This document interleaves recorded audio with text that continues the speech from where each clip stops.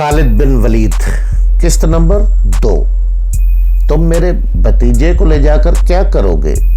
कत्ल। कुरैश के दूसरे सरदार ने जवाब दिया, हम मोहम्मद को कत्ल करेंगे। ये बेइंसाफी नहीं होगी। तुम देख रहे हो कि हम तुम्हारे भतीजे के बदले तुम्हें अपना बेटा दे रहे हैं।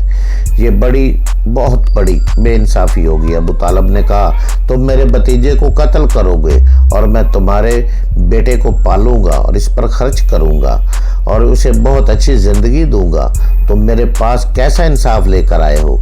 मैं तुम्हें इज्जत से रुखसत करता हूँ। खालिद ने जब अपने भाई को अपने सरदारों के साथ वापस आते देखा और सरदारों से सुना कि अबू तालिब ने यह सौदा कबूल नहीं किया तो खालिद को दिली मसरत हुई थी। मोहम्मद का तुमने क्या बगाड़ लिया अबू सुलेमान? खालिद की ज़ात से एक सवाल उठा। उसने ख्यालों ही ख्यालों में सर हिलाया और दिल ही दिल में कहा, कुछ नहीं। बेशक मोहम्मद का जिस्म ताकतवर है, लेकिन रुका न पर अब यजीद जैसे पलवान को उठाकर पटकने के लिए सिर्फ जिस्मानी ताकत काफ़ी नहीं।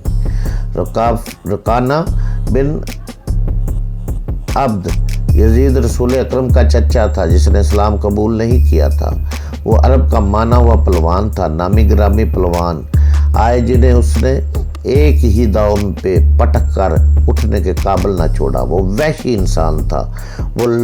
वो सिर्फ लड़ना मारना जानता था। खालिद को वक़्त याद आने लगा जब मुसलमानों को देख करने के वाले 3-4 आदमियों ने एक दिन रकाना पलवान को खूब पिलाया और उसे कहा कि तुम्हारा भतीजा मोहम्मद किसी के हाथ नहीं आता, ना अपनी तबलीग से बाज आता है, ना किसी से डरता है और लोग उसकी बातों के जादू में आते चले जा रहे हैं। क्या तुम उसे सीधा नहीं कर सकते? क्या तुम मेरे हाथों उसकी हड्डियां तड़वाना चाहते हो? रुकाना ने अपने चेहरे पर तासर पैदा करते हुए तकब्बर के लहजे में कहा, लाओ उसे मेरे मुकाबले में, लेकिन वो मेरा नाम सुनकर मक्के से भाग जाएगा। नहीं, मैं उसके साथ लड़ना नहीं चाहता। उसने उकसाने वाले आदमियों की बात ना मानी। वो किसी पलवान को अपने बराबर समझता ही नहीं था। मुसलमानों के दुश्मन खामोश हो गए, लेकिन सोचते रहे कि रसूल खुदा को रुकाना के हाथों अगर आपका तमाशा बनाया जाए। मक्का के यहूदी ख़ास तौर पर रसूल अकरम सल्लल्लाहु अलैहि वसल्लम के दुश्मन थे, लेकिन वो खुलकर मैदान में नहीं आते थे। वो खुश थे कि अहले कुरैश आपस में बट कर एक दूसरे के दुश्मन हो गए हैं। इन्हें पता चल गया कि कुरैश के कुछ आदमियों ने रुकाना पलवान को उकसाया है और वो रसूल अल्लाह को कुश्ती के लिए ललकारे, लेकिन वो नहीं मान रहा। एक रोज़ रुकाना रात के वक्त एक गली से गुजर रहा था। उसके करीब से एक बड़ी हसीन और जवान लड़की गुजरी। चांदनी रात में लड़की ने रुकाना को पहचान लिया और मुस्कुराई। रुकाना वैशी था। वो रुक गया और लड़की का रास्ता रोक लिया। क्या तुम जानती हो कि औरत मर्द की तरफ देखकर मुस्कुराती है तो उसका मतलब क्या होता है? रुकाना पहलवान ने पूछा, कौन हो तुम? उसका मतलब ये होता है कि औरत इस मर्द को चाहती है।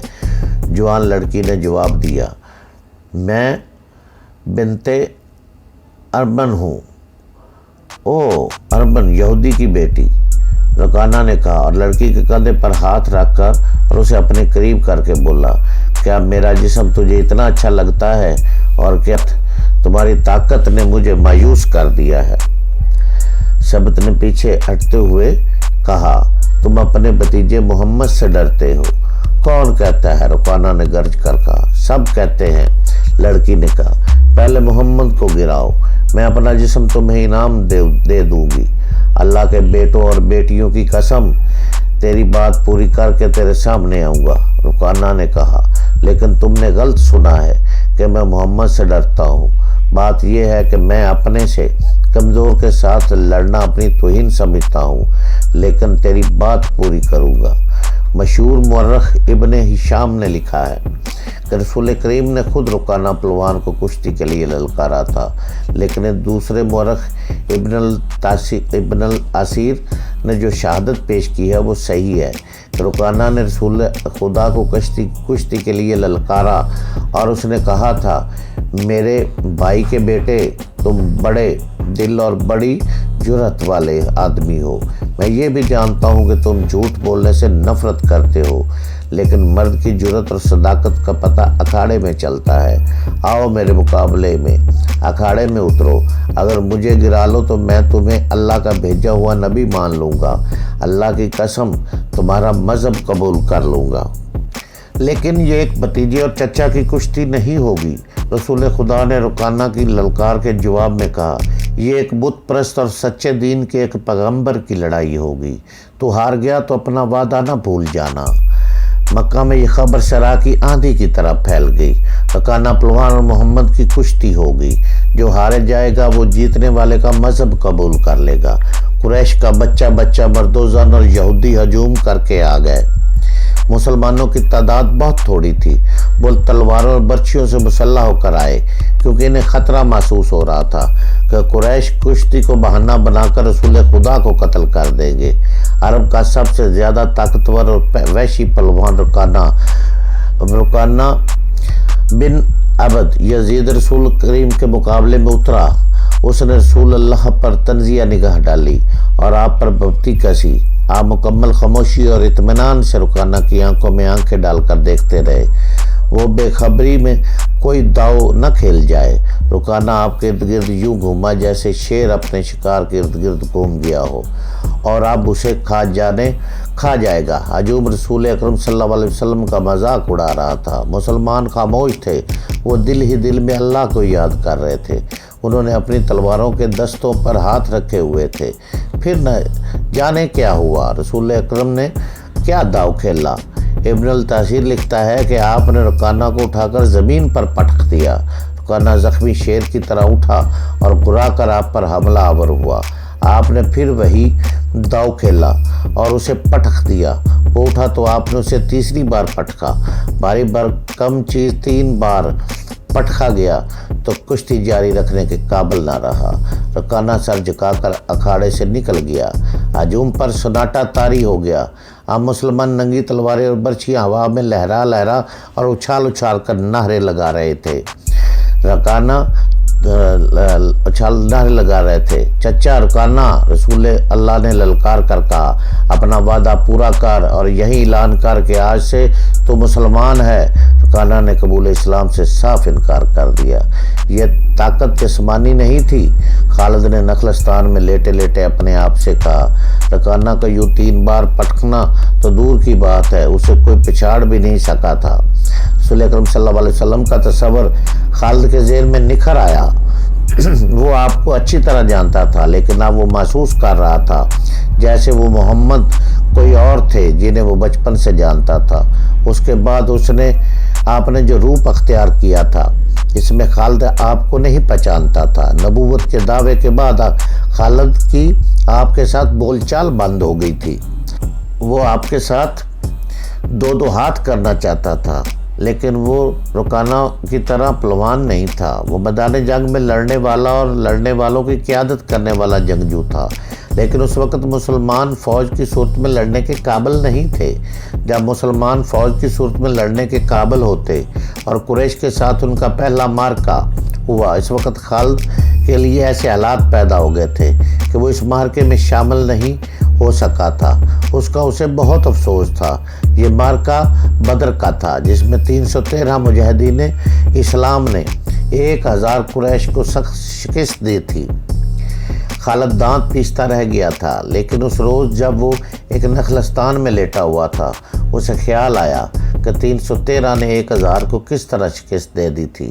اس نے شکست کھا کر آنے والے قریش سے پوچھا تھا کہ مسلمانوں میں وہ کون سی خوبی تھی جس نے انہیں فتح یاب کیا۔ خالد اٹھ بیٹھا اور انگلی سے ریت پر بدر کے میدان کے خد و خال بنا کر قریش اور مسلمانوں کی پوزیشنیں اور مارکے کے دوران دونوں کی چالوں کی لکیریں بنانے لگا۔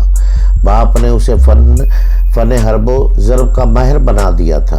بچپن میں اسے گھوڑ سواری سکھائی، لڑکپن میں اسے اکڑ اور منہ زور گھوڑوں کو قابو میں لانے کا قابل بنایا۔ نوجوانی میں وہ شہسوار بن چکا تھا۔ شتر سواری میں بھی وہ ماہر تھا۔ اس کا باپ ہی اس کا استاد تھا۔ اس نے خالد کو صرف سپاہی نہیں بلکہ سالار بنایا تھا۔ خالد کو جنگ و جدل میں اپنی انہیں اچھی لگی کہ وہ لڑنے اور لڑانے کے طریقوں پر غور کرنے لگا اور جوانی میں فوج کی قیادت کے قابل ہو گیا۔ اسے بدر کی لڑائی میں شامل نہ ہو سکنے کا افسوس تھا اور وہ انتقام کے طریقے سوچتا رہتا تھا، لیکن اب اس کی سوچوں کا دھارا کسی اور طرف چل پڑا تھا۔ مکہ سے روانگی سے کچھ دن پہلے سے وہ اس سوچ میں کھو گیا تھا کہ رسول اکرم نے رکانہ پہلوان کو 3 بار پٹخا تھا اور بدر میں آپ نے محض 313 مجاہدین سے 1000 کو شکست دی۔ یہ کوئی اور ہی قوت تھی، لیکن بدر کے معرکے کے بعد اس نے دل میں مسلمانوں کے خلاف انتقام کی آگ سلگ رہی تھی۔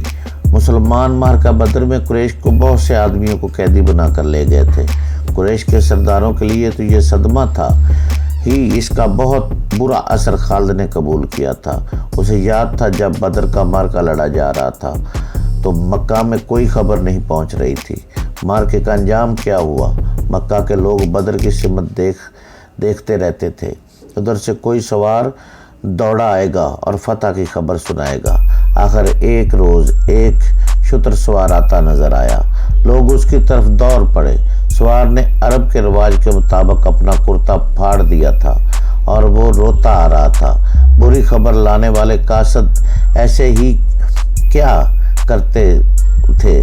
وہ جب لوگوں کے درمیان پہنچا تو اس نے روتے ہوئے بتایا کہ اہل قریش کو بہت بڑی شکست ہوئی ہے۔ جن کے عزیز رشتہ دار لڑنے گئے تھے وہ ایک دوسرے سے آگے بڑھ اس کا متعلق پوچھتے تھے کہ وہ زندہ ہے یا زخمی ہے یا مارے گئے ہیں۔ شکست خوردہ قریش پیچھے آ رہے تھے۔ مارے جانے والوں میں 17 افراد خالد کے قبیلے بنو مخزوم کے تھے اور ان سب کے ساتھ خالد کا خون کا بڑا قریبی رشتہ تھا۔ ابو جہل بھی مارا گیا تھا۔ خالد کا بھائی جس کا نام ولید تھا جنگی قیدی ہو گیا تھا۔ ابو سفیان جو قریش کے سرداروں کا سردار تھا اور اس کی بیوی ہند بھی موجود تھی۔ کچھ میرے باپ اور میرے چچا کے متعلق بتا اے قاصد، ہند نے پوچھا۔ تمہارا باپ عتبہ علی اور حمزہ کے ہاتھوں مارا گیا ہے، قاصد نے کہا، اور تمہارے چچا شیبہ کو اکیلے حمزہ نے قتل کیا اور تمہارا بیٹا خنطلہ علی کے ہاتھوں مارا گیا ہے۔ ابو سفیان کی بیوی ہند نے پہلے تو علی اور حمزہ کو بلند آواز سے گالیاں دی، پھر بولی، اللہ کی قسم میں اپنے باپ اور چچا اور اپنے بیٹے کے خون کا بدلہ لوں گی۔ ابو سفیان پر خاموشی طاری تھی۔ خالد کا خون کھول رہا تھا۔ قریش کے 70 آدمی مارے گئے اور جو جنگی قیدی ہوئے ان کی تعداد بھی اتنی ہی تھی۔ خالد اٹھا، دری جھاڑ کر لپیٹی اور گھوڑے کی زین کے ساتھ باندھ کر سوار ہوا۔ وہ مدینہ کی سمت چل پڑا۔ اس نے ذہن کو یادوں سے خالی کر دینا چاہا، لیکن اس کا ذہن مدینہ پہنچ جاتا جہاں رسول اللہ تھے اور جو تبلیغ اسلام کا مرکز بن گیا تھا۔ آپ کا خیال آتے ہی اس کا ذہن پیچھے چلا جاتا اور اسے وہ منظر دکھاتا جس کے خالق حضرت صلی اللہ علیہ وسلم تھے۔ اس کے ذہن میں ہند کے الفاظ یاد آئے جو اس نے اپنے خاوند ابو سفیان سے کہے تھے، میں اپنے باپ اور چچا کو بھول سکتی ہوں۔ ہند نے کہا تھا، کیا میں اپنے لخت جگر کو بھی بھول جاؤں؟ ماں اپنے بیٹے کو کیسے بھول سکتی ہے؟ اللہ کی قسم میں محمد کو اپنے بیٹے کا خون معاف نہیں کروں گی۔ یہ لڑائی محمد نے کرائی ہے، میں حمزہ اور علی کو نہیں بخشوں گی۔ وہ میرے باپ اور میرے چچا اور میرے بیٹے کے قاتل ہیں۔ میرے خون کو صرف میرے بیٹے کا قتل گرما رہا ہے۔ ابو سفیان نے کہا تھا، مجھ پر اپنے بیٹے کے خون کا انتقام فرض ہو گیا ہے، میں سب سے پہلے یہ کام کروں گا۔ محمد کے خلاف زبردست فوج تیار کر کے اسے آئندہ لڑنے کے قابل نہیں چھوڑوں گا۔ مشہور مورخ اور وقائع نگار واقدی لکھتا ہے کہ اگلے ہی روز ابو سفیان نے تمام سرداروں کو بلایا۔ ان میں زیادہ تعداد ان سرداروں کی تھی جو کسی نہ کسی وجہ سے جنگ بدر میں شریک نہیں ہو سکے تھے۔ ان میں سے ہر ایک کا کوئی نہ کوئی عزیز اور اس جنگ میں مارا گیا تھا۔ سب انتقام کا ارادہ لے کر اکٹھے ہوئے۔ کیا مجھے زیادہ باتیں کرنے کی ضرورت ہے؟ ابو سفیان نے کہا، میرا اپنا جوان بیٹا مارا گیا، اگر میں انتقام نہیں لیتا تو مجھے جینے کا کوئی حق نہیں۔ सब एक ही बार बोलने लगे। वो इस पर मुतफिक थे कि मुसलमानों से बदर की शिकस्त का इंतकाम लिया जाए, लेकिन आप में से अब कोई भी अपने घर में न बैठा रहे। खालिद ने कहा, बदर में तो हम सिर्फ इसलिए जिल्लत में गिरे कि सरदार घरों में बैठे रहे और उन लोगों को लड़ने के लिए भेज दिया जो कुरैश की अजमत को नहीं समझते थे। क्या मेरे बाप को भी कुरैश की अजमत का ख्याल ना था? खालिद के चचा जाद भाई अकरमा ने, जो अबू जहल का बेटा था, बरम होते हुए कहा, क्या सफवान बिन अमिया के भैया के बाप को भी कुरैश की अजमत का ख्याल ना था? तुम कहाँ थे अल वलीद के बेटे?